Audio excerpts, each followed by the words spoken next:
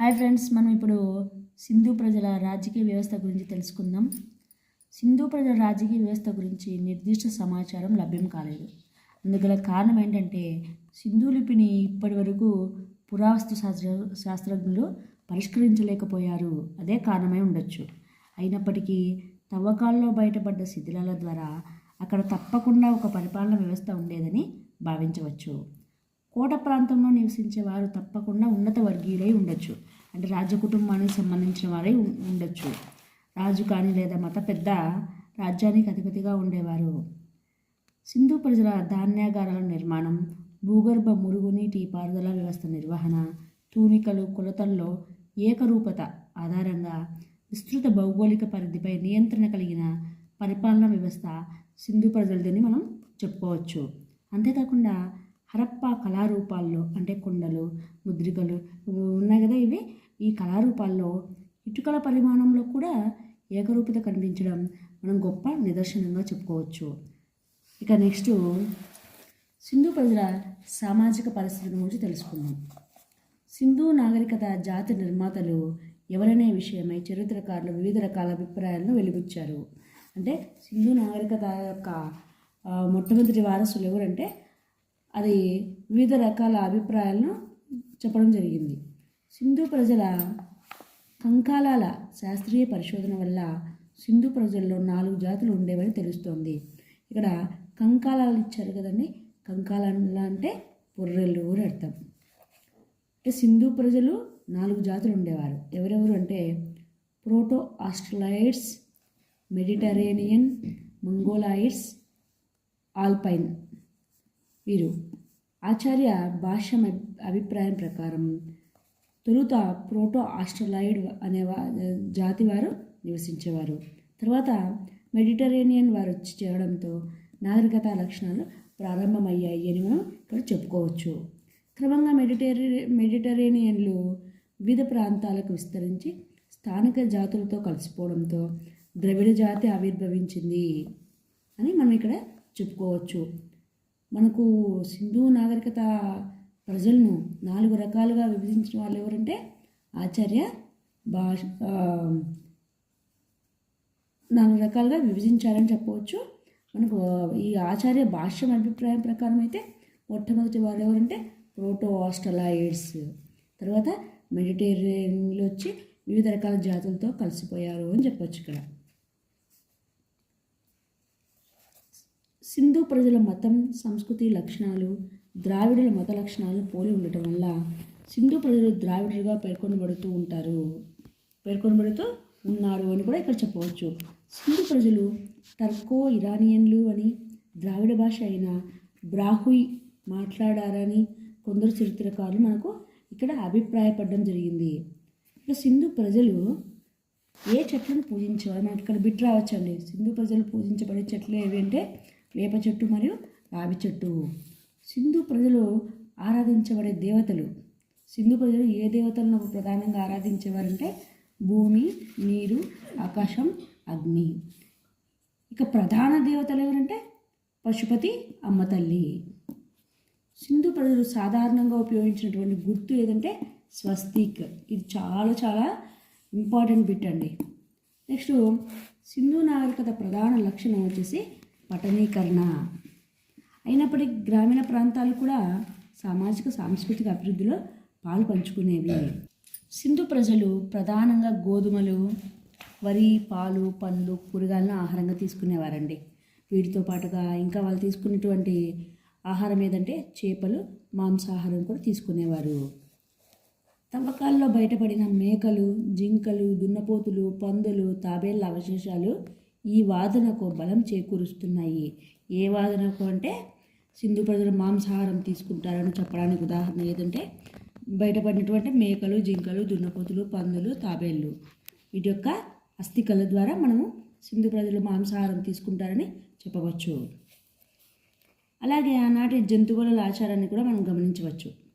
అలాగే కోళ్ల పందెంను చిత్రించిన ఒక ముద్రిక కూడా దొరికింది.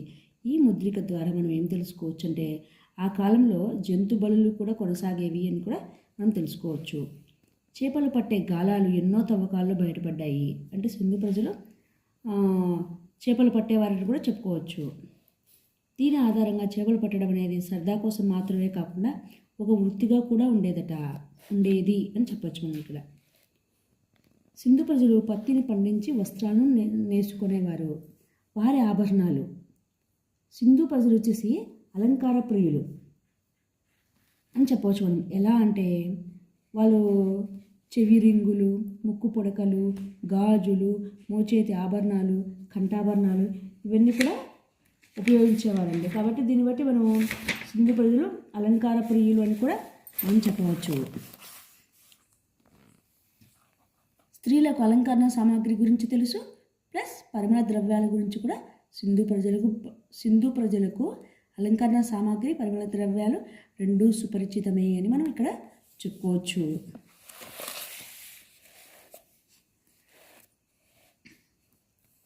ఇక్కడ సింధు ప్రజలు బంగారం, వెండి, కంచు, ముత్యాలు, స్టియటైట్ మరియు బంకమట్టితో వీటిని తయారు చేసేవారు. సింధు ప్రజలు ఆభరణాలు వేటితో తయారు చేసేవారంటే మనమైతే ఏమంటాము, బంగారంతో తయారు చేశారు అంటే వెండితో తయారు చేశారంటాం. కానీ ఇక్కడ ఇంకా వాళ్ళు రకరకాల లోహాలు వాడేవారు. ఏమంటే బంగారంతోనూ చేసేవారు, వెండితోనూ చేసేవారు, కంచుతోనూ ప్లస్ స్టియటైట్తోనూ, బంకమట్టితో. అలాగే ఆ కాలంలో ముత్యాలు కూడా ఉండేవి అని చెప్పుకోవచ్చు. ఇంకా వడ్డానం, గాజులు, చెవి కమ్మలు, దండలు మొదలగు వివిధ రకాల ఆభరణాలు స్త్రీలు ధరించేవారు.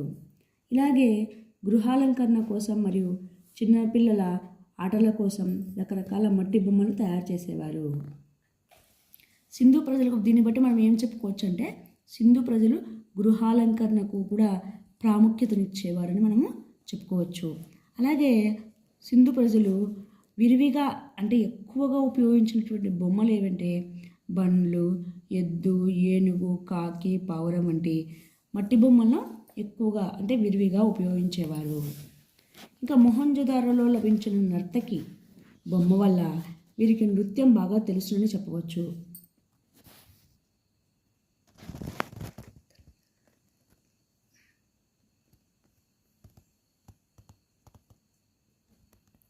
ఇందాక చూసాం కదండి నర్తకి బొమ్మ. ఈ నర్తకి బొమ్మ ఎక్కడ లభించిందంటే మనకు మొహంజదారోలో లభించింది అని చెప్పవచ్చు. సింధు ప్రజలకు సాహిత్యం, సంగీతం కూడా వీళ్ళకి తెలిసి ఉండవచ్చు.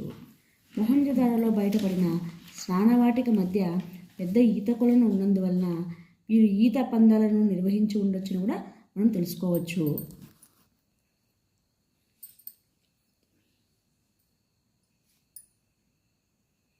ఇందాక మనం చూసినటువంటి చిత్రం వచ్చేసి మొహంజదారోలో బయటపడిన స్నానవాటికదండి.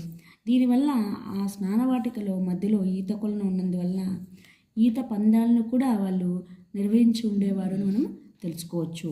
ఇంకా వీరు మానసిక ఉల్లాసం కోసం ఇంటి లోపల ఆడే ఆటలను కూడా ఎక్కువగా ఎంచుకునేవారు. వీరి ఆటలలో ఎక్కువగా జూదంలో పాచికలు అంటే డైస్ కూడా ఉపయోగించేవారు. వీళ్ళు పాచికల ఆట కూడా ఆడేవారు.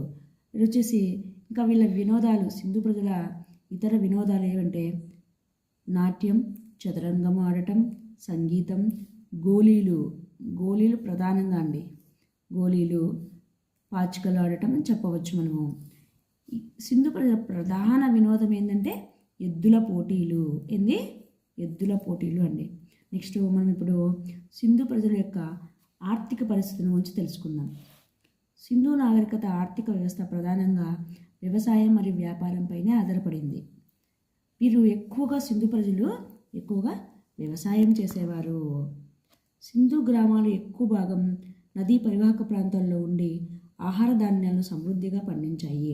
సింధు ప్రజలు మొట్టమొదటి స్థిరపడిందే నదీ ప్రాంతాల్లో అండి. అందుకే ఇక్కడ వారు ఎక్కువగా వ్యవసాయం చేసి ఆహార ధాన్యాలను సమృద్ధిగా పండించేవారు. గ్రామస్తులు తమ అవసరాలకే కాకుండా వృత్తి పనివారు, వ్యాపారులు వంటి పట్టణాల్లో నివసించే వారి అవసరాలు తీర్చేందుకు కూడా బాగా కష్టపడి పనిచేసేవారు. నాగలి వంటి భూమిని దున్ని వ్యవసాయ పనిముట్లు తవ్వకాల్లో లభించకపోయినా ఖాళీబంగన్ ప్రాంతంలో కనిపించిన వ్యవసాయ భూములను బట్టి రాజస్థాన్ ప్రాంతం నాగలిని ఉపయోగించి ఉండవచ్చని మనం తెలుసుకోవచ్చు.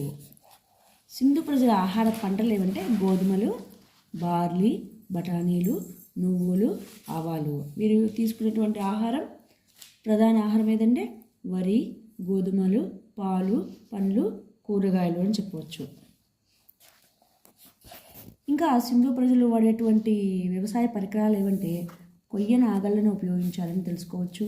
అలాగే పంటలను కోసేందుకు రాతి కొడవలను కూడా ఉపయోగించేవారని మనకు తెలుస్తోంది. ఇది ఇక చెప్పుకున్న కదా పైన ఆహార పంటలు ఏమంటే గోధుమలు, బార్లీ, బఠానీలు, నువ్వులు, ఆవాలు. ఇక సింధు ప్రజలు వరి పంటను ఏ ప్రాంతంలో పండించారంటే లోథాల్, రంగాపూర్లలో. ఆ ప్రాంతాల లోథాల్, రంగాపూర్లలో వరి పండించినట్లు ఆ ప్రాంతాల కుండలలో పొట్టుతో కూడిన బియ్యం లభించడాన్ని బట్టి మనకు తెలుస్తుంది. మనకు ఈ ప్రాంతాల్లోనే వరి పండించాలని తెలిపే ఆధారం ఏదంటే ఆ ప్రాంతాల్లో కుండలలో పొట్టుతో కూడిన బియ్యం లభించడమే మనకు ఆధారం. రైతుల నుంచి శిస్తుగా వసూలు చేసిన ధాన్యాన్ని ధాన్యాగారాల్లో భద్రపరిచేవారట. వీటిని మనం ధాన్యాగారాలు చెప్పుకున్నామండి. ఎక్కడ 6 పెద్ద ధాన్యాగారాలు చెప్పుకున్నాం. అక్కడ అలా ధాన్యాగారాల్లో ధాన్యాన్ని భద్రపరిచేవారు. వీటిని వేతనాలు చెల్లించేందుకు అత్యవసర సమయాల్లో ఉపయోగించేవారు. పత్తిని తొలిసారిగా పండించిన వారు ఎవరంటే హరప్పా వారు. మనం ఇంతకుముందు చెప్పుకున్నామండి. వీటి చాలా చాలా ఇంపార్టెంట్ అని చెప్పుకోవచ్చు. మొహంజదారోలో చిన్న నేసిన గుడ్డ ముక్క కనిపించింది. హరప్పా ప్రజలు వ్యవసాయాన్ని చేసినప్పటికీ అధికంగా జంతువులను కూడా పోషించారండి. పాడిన సమకూర్చే పశుగణంతో పాటు మూపురపు ఎద్దు, మనం ఎద్దు చెప్పుకున్నాం కదండి, ఎద్దు ముద్రిక. మూపురపు ఎద్దు, గేదెలు, గొర్రెలు, మేకలు, పందులు వంటి జంతువులను వాళ్ళు పెంచుకున్నారు. సింధు ముద్రికల్లో అనేక జంతువుల బొమ్మలు ఉన్నాయి, కానీ మనకు గుర్రం బొమ్మ లేదు. సింధు ముద్రికల్లో గుర్రం చిత్రం తప్ప అనేక రకాల జంతువుల చిత్రాలు ఉన్నాయి. అంటే సింధు ప్రజలకు మనకి ఇక్కడ బిట్టు రావచ్చండి. సింధు ప్రజలకు తెలియని జంతువు ఏదంటే గుర్రం. సింధు ప్రజలకు గుర్రం గురించి తెలియదు అని చెప్పచ్చు. నెక్స్ట్ సింధు ప్రజలు వ్యాపారం ఏ ప్రాంతాలతో చేశారు అంటే వ్యాపారం వాళ్ళ యొక్క వాణిజ్యం ఏదంటే వృద్ధి చెందిన కళలు, వృత్తులు హరప్పా ప్రజలను వర్తక వ్యాపారాలను తమ ప్రధాన వృత్తిగా ఎంచుకునేటట్లు చేశాయండి. హరప్పా కాలం నాటి ఆర్థిక వ్యవస్థలో స్వదేశీ, విదేశీ వ్యాపారం గుర్తించదగిన విషయంగా చెప్పుకోవచ్చు. సింధు నగరాలు ప్రధాన వర్తక కేంద్రాలుగా పనిచేశాయి. వస్తువుల రవాణా కోసం సింధు ప్రజలు వర్తకం చేసేటప్పుడు ఎక్స్పోర్ట్స్ ఇంపార్టెంట్ కదండి. వస్తువుల రవాణా కోసం వేటిని ఉపయోగించేవారంటే ఎద్దుల బండ్లు మరియు పడవలను ఉపయోగించేవారు. లోథాల్ వద్ద బయటపడ్డ కృత్రిమ ఓడరేవు కాలువలు ఈ వాదనకు బలం చేకూరుస్తున్నాయి. పడవల ద్వారా వ్యాపారం చేసేవారు కదా, అది ఏ నది ద్వారా, ఏ ఓడరేవు ద్వారా అంటే లోథాల్ ఓడరేవు ద్వారా వీరు వ్యాపారం చేసేవారు. అలాగే అక్కడ ఉన్నటువంటి కాలువలు మనము ఉదాహరణగా చెప్పుకోవచ్చు. సింధు ప్రజలు లోహపు నాణాలను వాడలేదట. అన్ని రకాలైన వ్యాపార లావాదేవీలు వస్తు మార్పిడి పద్ధతిలోనే సాగాయి. అంటే సింధు ప్రజల వ్యాపారం మొత్తం వస్తు మార్పిడి పద్ధతి అంటే బాటర్ సిస్టమ్ ద్వారానే సాగాయి, కానీ లోహపు నాణాలను అయితే వాళ్ళు వాడలేదు. సింధు ప్రజలకు తెలియని జంతువు ఏదంటే గుర్రం. ఇక హరప్పా వాసులు ముఖ్యంగా పత్తిని, వివిధ రకాల వస్తువులతో దేశం లోపల వెలుపల వ్యాపారం కొనసాగించారు. మృన్మయ పాత్రలు, పూసలు, లోహాలతో చేసిన వస్తువులు ఒక ప్రాంతంలో ఉత్పత్తి కాబడి మిగతా నగరాల్లో కూడా విరివిగా లభించడాన్ని బట్టి వ్యాపారం విరివిగా జరిగిందని చెప్పవచ్చు. అంతేకాకుండా మొట్టమొదటి పత్తి పండించిందే వీళ్ళు కదా, సో పత్తి ముఖ్యమైన ఎగుమతి వస్తువుగా ఉండేదట. హరప్పా ప్రజలు అంటే సింధు ప్రజలు రాగిని రాజస్థాన్లోని ఖేత్రి గనుల నుంచి దిగుమతి చేసుకునేవారు. అలాగే బంగారాన్ని కర్ణాటకలోని కోలార్ గనుల నుంచి దిగుమతి చేసుకునేవారు. వెండినైతే ఆఫ్ఘనిస్తాన్ నుంచి దిగుమతి చేసుకున్నారు, సంపాదించారని చెప్పవచ్చు. ఇక్కడ బిట్టండి, సింధు ప్రజలు రాగిని ఏ ప్రాంతం నుంచి దిగుమతి చేసుకున్నారు అంటే రాజస్థాన్లోని ఖేత్రి గనుల నుంచి. అలాగే బంగారాన్ని, ఇది మనకు బాగా గుర్తుంటుందండి, బంగారం అంటే కర్ణాటక కోలార్ అంటాం. అలాగే వెండి ఆఫ్ఘనిస్తాన్ నుంచి సంపాదించారు అని చెప్పవచ్చు. వస్తు సామాగ్రికి తమ యాజమాన్య హక్కులను తెలియజేసే విధంగా వ్యాపారస్తులు ముద్రికలను ఉపయోగించారు అని చెప్పవచ్చు. ఇక్కడ హరప్పా ప్రజలు పర్షియా, మెసొపొటేమియా, చైనా, ఆఫ్ఘనిస్తాన్, మధ్య ఆసియా ప్రాంతాలతో వ్యాపారం కొనసాగించారు. ఇక్కడ మనకు బిట్ వస్తుందండి. హరప్పా ప్రజలు ఏ ఏ ప్రాంతాలతో వ్యాపారం కొనసాగించేవారు అంటే పర్షియా, మెసొపొటేమియా, చైనా, ఆఫ్ఘనిస్తాన్, మధ్య ఆసియా ప్రాంతాలతో. హరప్పా ముద్రికలు మెసొపొటేమియాలో అనేకం బయటపడ్డాయి. హరప్పా ముద్రికలు ఎక్కడ బయటపడ్డాయి అంటే మెసొపొటేమియాలో బయటపడ్డాయి. క్రీస్తుపూర్వం 2350 సంవత్సర ప్రాంతం నుంచి మెసొపొటేమియా ప్రజలు సింధు ప్రాంతంతో వ్యాపార సంబంధాలను కొనసాగించారు.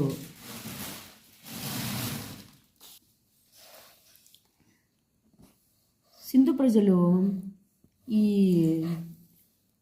2350 సంవత్సర ప్రాంతం నుంచి మెసొపొటేమియా ప్రజలు సింధు ప్రాంతంతో వ్యాపార సంబంధాలు కొనసాగించారు. అంటే అంతకుముందు లేదండి. మెసొపొటేమియా ప్రజలు సింధు ప్రజలతో ఎప్పటి నుంచి వ్యాపారం కొనసాగించారంటే 2350 సంవత్సరంలో. మెసొపొటేమియా, మెలూహా మధ్య ఉన్న దిల్మన్, మఖన్ వ్యాపార కేంద్రాల గురించి మెసొపొటేమియా గ్రంథాలు పేర్కొన్నాయి. మెసొపొటేమియాలో ఉన్నటువంటి వ్యాపార కేంద్రాలు ఏవంటే దిల్మన్, మఖన్, మెలూహా మధ్య ఉన్నటువంటి ఈ ప్రాంతాలను చెప్పవచ్చు. అలాగే తూనికలు, కొలతలు.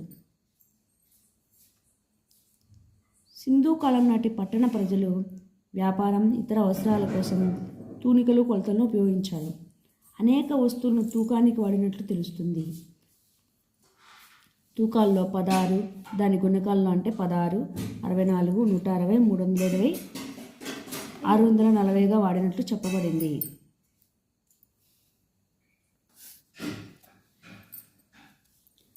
సింధు ప్రజలు తూనికలను, కొలతలను ఉపయోగించిన విదేశస్తులు ఎవరంటే పర్షియా, మధ్య ఆసియా దేశవాసులు అని చెప్పవచ్చు.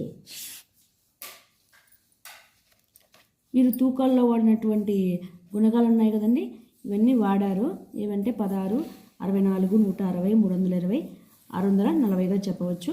అలాగే హరప్పా వారికి కొలతలకు సంబంధించిన జ్ఞానం కూడా ఉంది అని మనకి ఇక్కడ ఇంటర్మీడియట్ బుక్లో ఇచ్చారండి. ఇందాక మనం చెప్పుకున్నాం కదా, తూనికలు, కొలతలు అనేవి వాడారు. వీరి తూనికలను, కొలతలను మొట్టమొదటిగా మనకు వాడిన వాళ్ళు ఎవరు అంటే ఇక్కడ చెప్పుకున్నాం కదండి, పర్షియా, మధ్య ఆసియా దేశవాసులు.